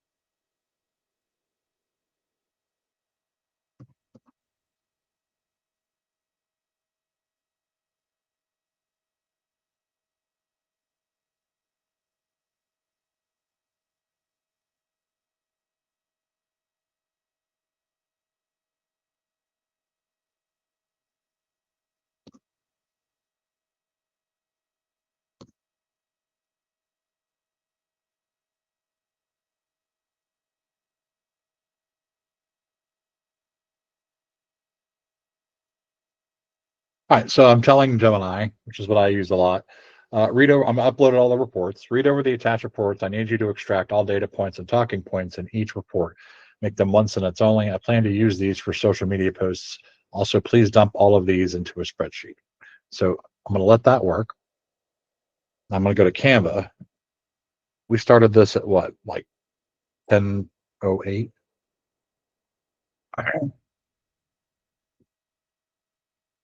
And I'm going to create an Instagram post here. And I just need to pick some kind of a design. Actually, we'll just go with this design. Actually, this is fine for now. You can choose whatever design you want. Doesn't matter. Okay. Let's go back over here. Still doing its thing. Okay. Export to Sheets. So let me get that going. Hang on just a second.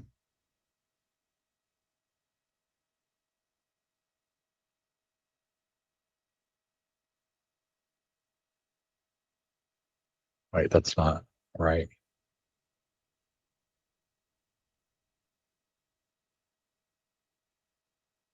Oh, it broke it down. Hang on a second.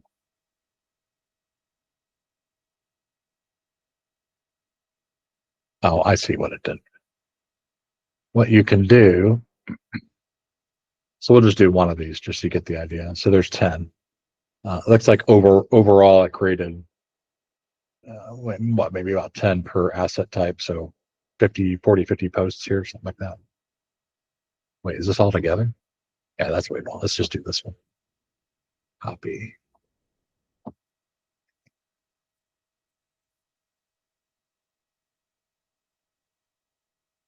Why is that so? Hang on just a second. Sure.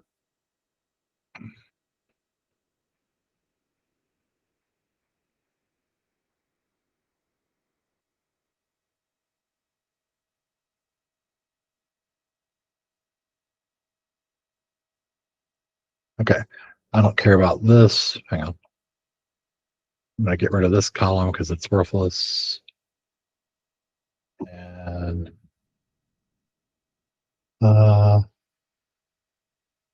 yeah, I'll get rid of this column too. Okay. Then I'm going to download this to a CSV file.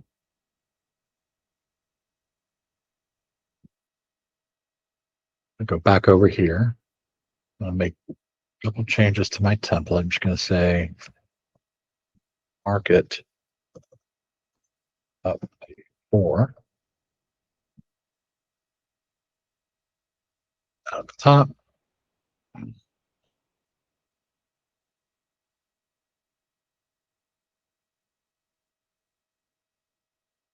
Okay. So we're what, maybe 5 minutes in. I have created these bullet points. I've created a template. Now I'm going to go down here to bulk create. I'm going to upload data.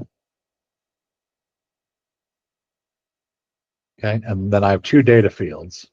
Oh, you know what? I messed up. Hang on a second. I need to put in 2 text fields. All right. So the first text field is here. And we want this to be that size. Let's do another text field with the data point. And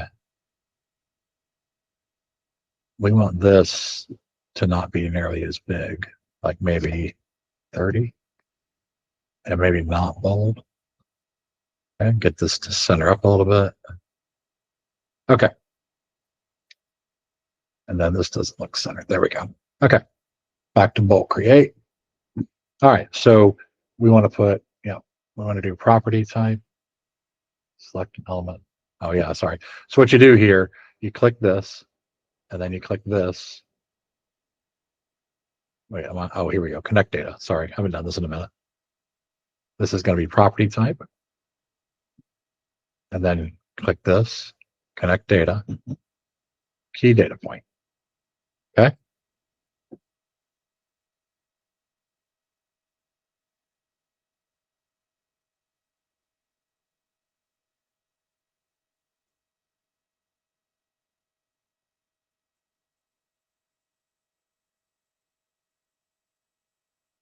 think it takes a second to do this. Hang on.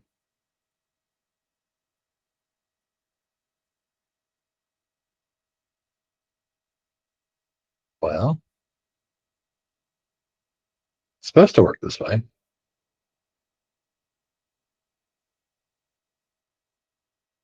My data. Yeah.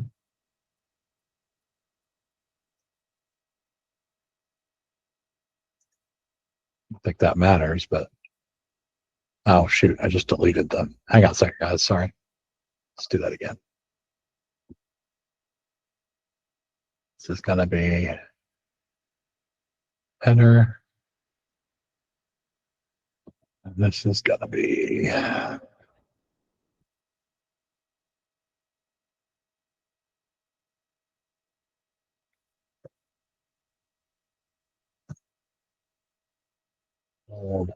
all right, let's go back to this. Property type, connect data. Oh, that's not right. Dang it.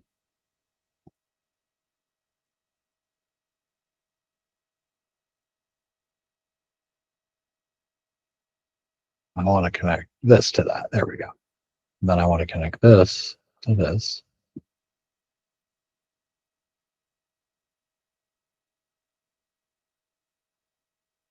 Oh, here we go.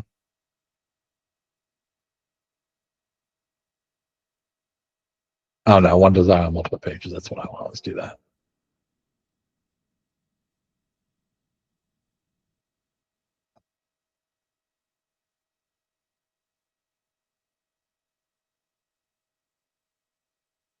Oh, that's what I'm going to do is click over. There you go. See, 36.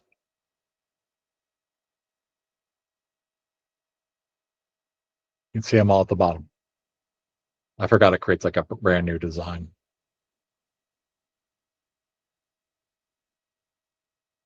And then you can go in and the trick to this, like you see how this is like too small. So in hindsight, you could go back and make the default text bigger so it takes up more of the page. It takes a little practice to kind of get used to, how it's going to lay out. But even then, you could also just go through all 36 of these and just manually resize. It would only take you a few minutes. But we started that at what, 10:08. That wasn't even 9 minutes, especially if you count the fact that I couldn't figure out why we weren't getting the posts. So really more like 7 minutes probably to create 36 posts. So does anybody here still have an excuse for why they're not posting to social media, or are we done with that? Just curious. All right, good talk. Yeah, this session is recorded. By the way, there should be a video that shows you how to do this on the resources page. Does anybody want to see Linked Helper and Sales Navigator? Tell you what, I'll start throwing it up, and if everybody leaves, then I'll just stop presenting. How about that? Yes. Okay, so Linked Helper. And then I need to go, hang on a second.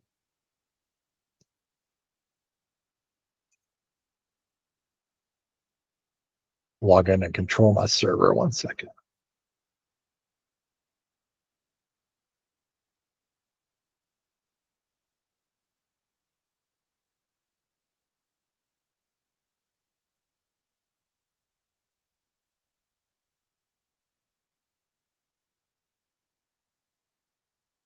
Okay. So the first thing you need to know is what I'm about to show you can technically be done with only a LinkedIn Premium subscription. However, there are challenges. Let me show you why.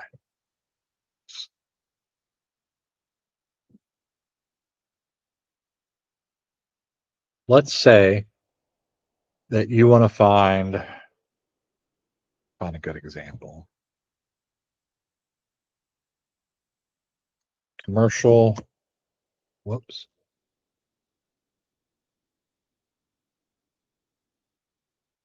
Commercial real estate developers. Okay. But you don't want to just deal with anybody, right? I mean, ideally, you want to do a decision maker. So what you'll do is you go over here to all filters, and Oh, this is for hiring. We don't want to do that. But we do want to find second and third level connections that we're not already connected to in the United States. But you notice I can't really go by title, right? I guess I could go here. Let's see.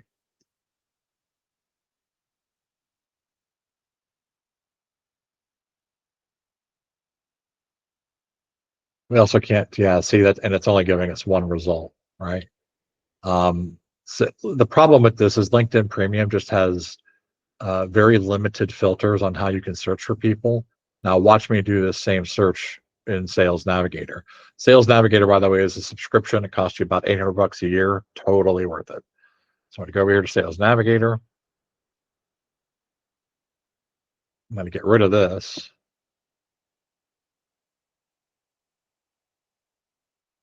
And let's just limit this to Florida.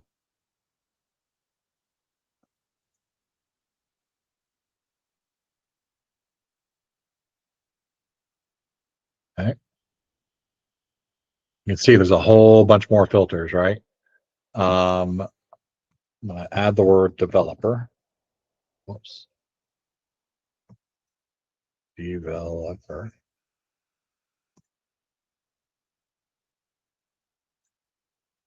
I can add title. Oh, it's actually not, we don't want title, sorry, you want seniority level. So include owner partner, include CEO, vice presidents, directors, anybody with a senior in the title. I want to exclude anyone that's entry level in training. And let's make sure that we have them in the right industry, because developer could also be like a software engineer, right? So let's go real estate.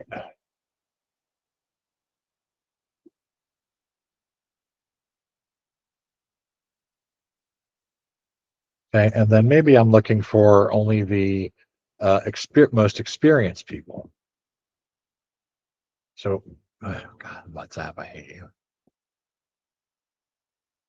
So let's say I want to have at least 6 to 10 years of experience.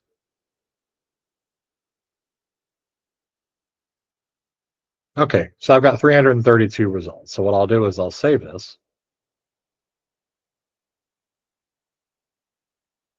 And then what I'm going to do is my save searches, and I'm going to rename this to something that I know better. So I'm going to say CRE developers, probably add Florida to the front.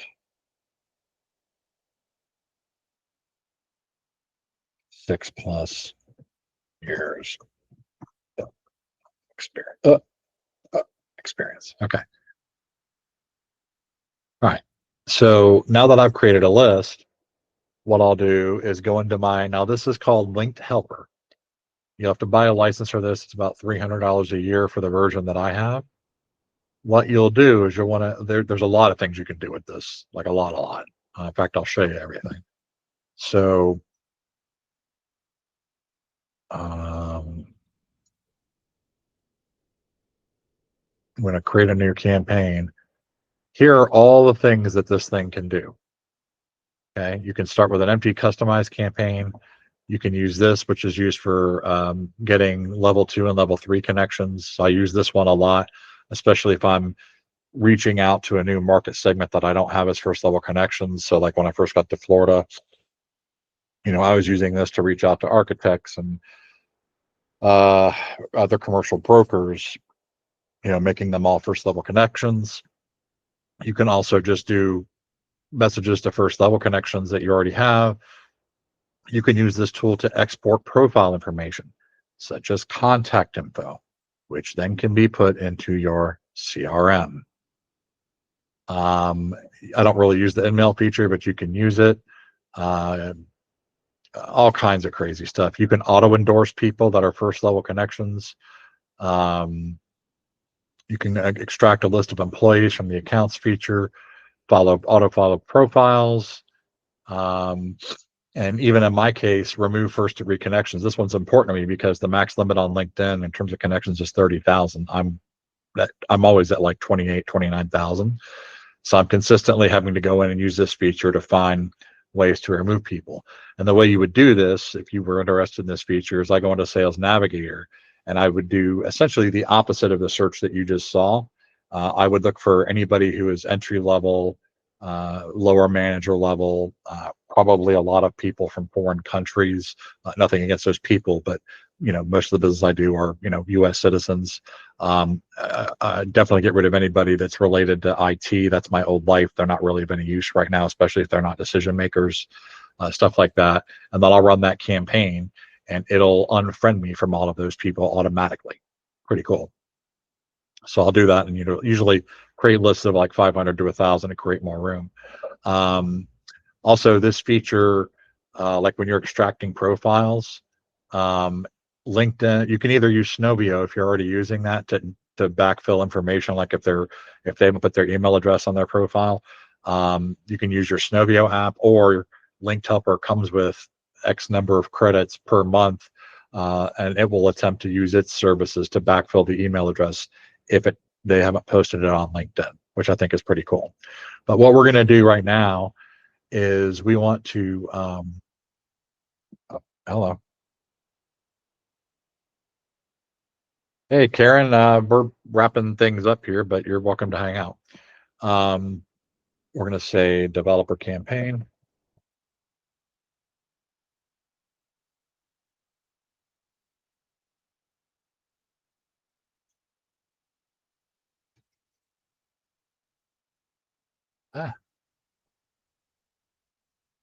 We want this template.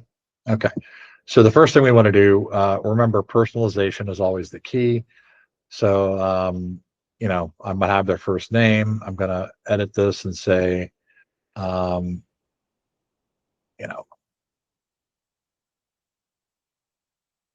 to see my off market, go here.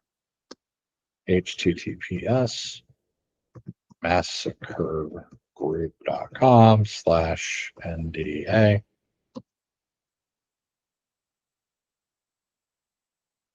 And let's see. And another cool feature about this that I highly recommend you use is LinkedIn's becoming more sophisticated at detecting automation stuff like this. So add a couple of variations, right? So what you can do here, this is also the equivalent of A/B testing. So you can use this to A/B test.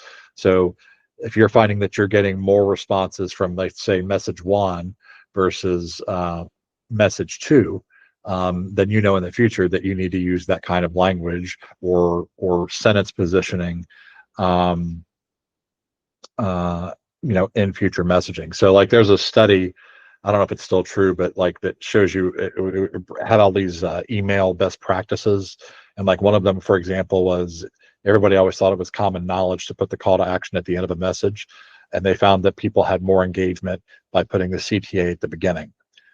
Also, they had, ladies, you'll be disappointed to hear this, unfortunately, they found that if they had pictures of men in like if there was a picture of a man in the email, whatever it was, marketing piece, that got more click-through rates than a woman.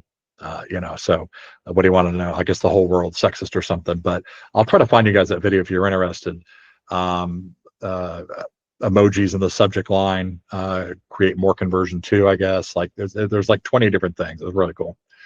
So for here, you can say, I have some off markets, want to peak.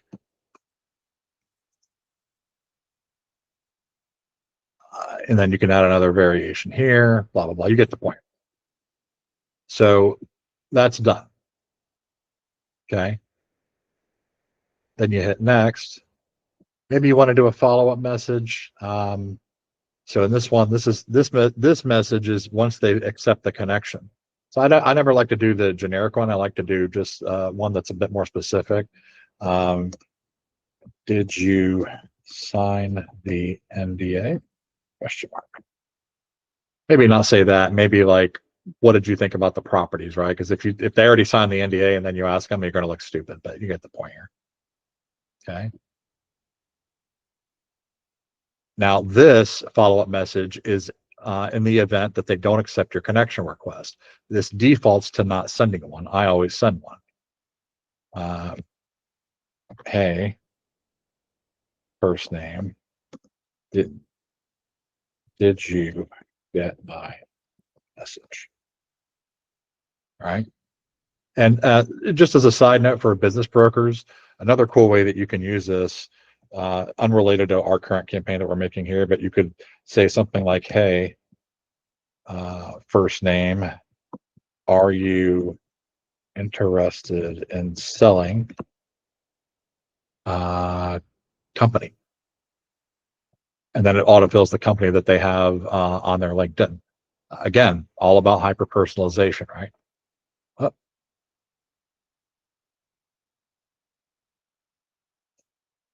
And then I'll hit save and close. You could even do a third. You can do as many follow-up messages as you want. I generally don't go past 3. I usually do 1 follow-up if they've connected, and then 2 follow-ups if they haven't connected. I'm not going to go into this, but bottom line is always use this setting, especially if you're just constantly adding new connections like I am. Just do this. Okay. So now it needs to know who to send the messages to. So you're going to go to your Sales Navigator page or LinkedIn page, Sales Navigator page, and you're going to go to your Save Search. You're going to pick this, let it pull up the page, and you're going to click Start Connecting. Or Start Collecting, sorry. So if you watch up here, it'll give you a tally. We're collecting what, 332, so it shouldn't take that long. So 25 of 332. And what it's doing is it's actually, you see it's changing pages. It's actually acting as if you were, driving the keyboard and mouse, right? I recommend running this on a separate computer if you have one, because it does use your computer. Just partner with you and use your picture. I'm not sure what that was in reference to. What do you mean by that, Tia? When you were talking about women's pictures. Oh. Yeah, that was like so like wild. I'm like, I'm assuming that has to be obviously situational dependent. Like you're not going to put a guy in like a makeup email ad or whatever, right? But But yeah, there were a lot of surprises in that video. But it is that video is probably about 3 years old now, though. yeah, and in business brokerage, that's kind of the way it goes too. However, finding the buyers, a woman's picture works better. Really? Yeah, I think so. That's what an old mentor told me. Yeah, he's like, wow, yep, night and day difference. But you need to have like a a name that where you can't really guess the gender, like Tony or Bobby or something like that.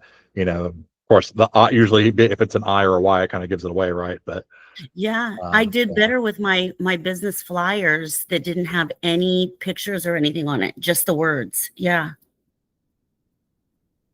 it was really weird. yeah, I'm a firm believer. I put my face on like my listing signs because I just want people to like recognize me. I've had a listing on a building downtown for 3 years. People just know me from seeing me on that sign.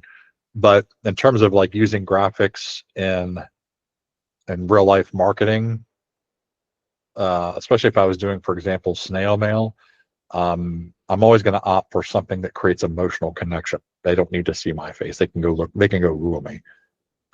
If I'm going to add anything at all, it would be something that conveys emotion. Like if we're talking business brokerage, right? Maybe something like, are you tired and ready to retire, and show somebody that's like old and sleepy or something. I don't know.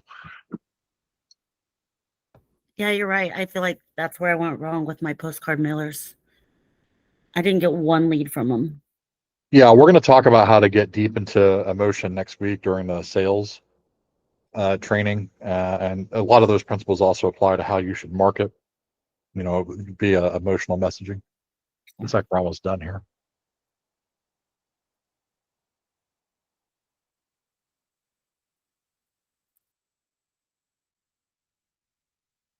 Okay, so it's all done. So now what I got to do is go back to campaigns. And I'm not going to do this, but what I would do is I would click start, and it would send, looks like 250 messages. Yeah, which is the maximum recommended daily activity per LinkedIn account. It would send 250 messages per day until it completed the campaign. So in this case, this would be what, a 2-day campaign, right? And it'll physically. So let me see if I can show you. Yeah, let me just archive this. Wonder if I can make one of these run. Yeah, here we go. This is a good one.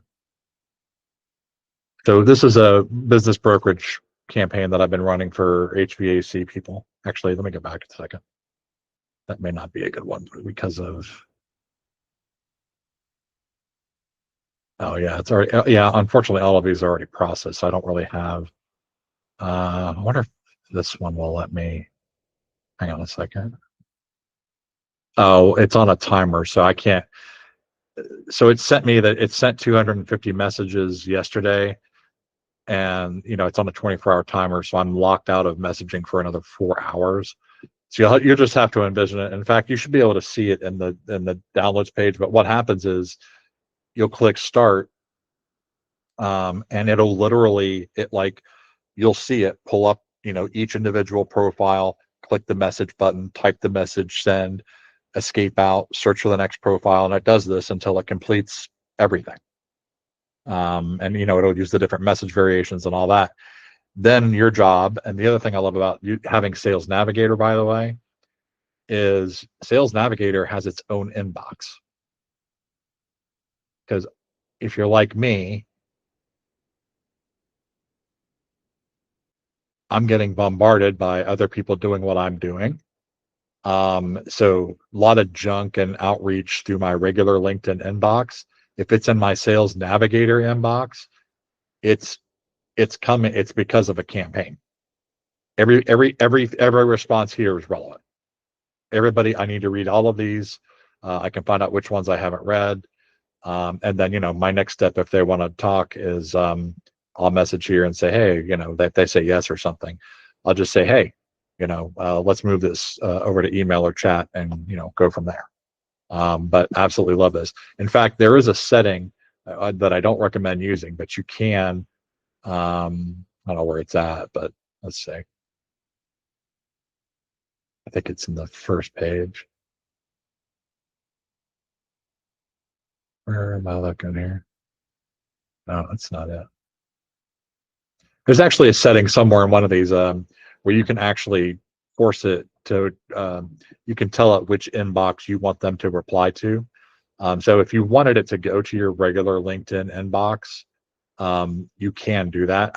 Again, I don't recommend it because it would drive me insane. But if you don't have as many connections as I do, maybe it doesn't matter. I don't know. But yeah, and then when you start building these first level connections, you're going to start getting profile views. This is why I'm going to show you why I don't really care about true engagement, like clicks and likes and all that crap. Where do I see? Hang on a second. This is different. Let's see here. No, that's not what I want. Followers.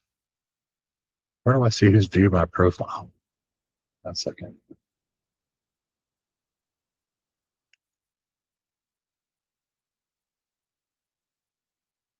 Here we go. Let's do this. Yeah, I mean, my profile's been viewed like 900 times this week, or last week, sorry. That doesn't suck. Or sorry, I guess this is past 90 days. Oh, it's up 28% from the previous week. So 900 views. So basically it's what, about 300 views a month, right? Consistently. That doesn't look like that in the trend line though, does it? I'll have to look into that. I'm not sure I understand it. But it tells you also who's looking at me. lots of EXP commercial. I did a Keller Williams campaign in LinkedIn because they were bought up by a private equity company. And I was trying to see if they were interested in maybe, jumping ship because they were not satisfied with where things were going with Keller. Because, as you guys probably know, private equity tends to kind of ruin stuff vis-a-vis Red Lobster, et cetera. So I was just wondering if, they had any plans to switch over. Looks like that happened on two different fronts. Not sure why Wells Fargo is looking at me. But yeah, you can see all the people that are looking at you. You can reach out to them, all that stuff. But that's LinkedIn. And guys, we are like 40 minutes over. So, and I've got stuff to do at this point. Are there any final questions though?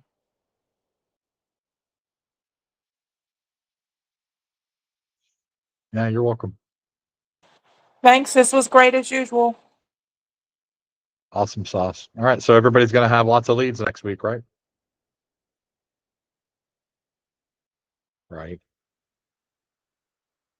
Oh, okay. No responses. All right. See you guys later.